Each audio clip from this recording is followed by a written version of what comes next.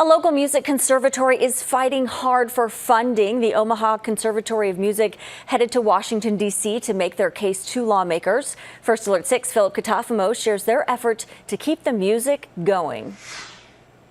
Every year, the Omaha Conservatory of Music receives state funding through the Nebraska Arts Council, along with grant funding to keep an important program running. We also receive a direct NEA grant for our flagship program, String Sprouts, which is a low to no cost strings education music class for children between the ages of 3 and 8.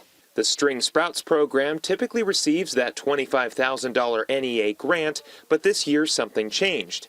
A termination notice in May almost defunded the program for 2025. When we received that termination, we quickly submitted our receipts and we were able to receive that $25,000 grant, which funds our whole program for kids to come to lessons and to pay teachers, all of those things. Tuesday, the OCOM joined Americans for the Arts and Nebraskans for the Arts for a legislative trip to our nation's capital.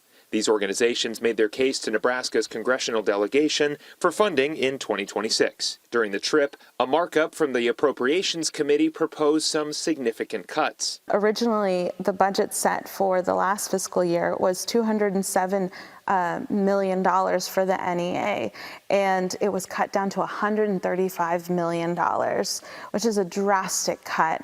And on top of it, they were going to shift the percentages between states and direct grants, so it was going to be even smaller. But during conversations with Senators Deb Fischer, Pete Ricketts, and Congressman Don Bacon and Mike Flood, there was a change of heart. In our conversation with Senator Fischer, she is a part of the Appropriations Subcommittee for the Interior. And she voted yes for passing this bill. The bill passed 26-2, and it was positive on our end to give us the full funding of $207 million. We're not even asking for an increase. We were just asking for the level funding that we received the previous year. While this may feel like a win for the arts, it's become an uphill battle for 2026. Nadie Hess says philanthropic shifts, donor fatigue, and unstable federal support have created instability.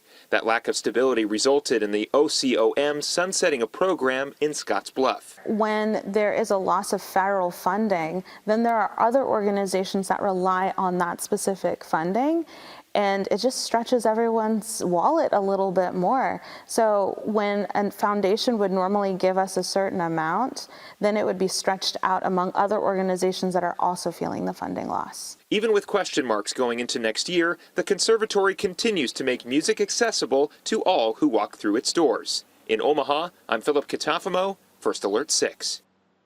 Glad they were able to save it for at least another year. Philip, thank you. The String Sprouts program will kick off again in May, and we do have more information on our website, firstalert6.com. Children of all abilities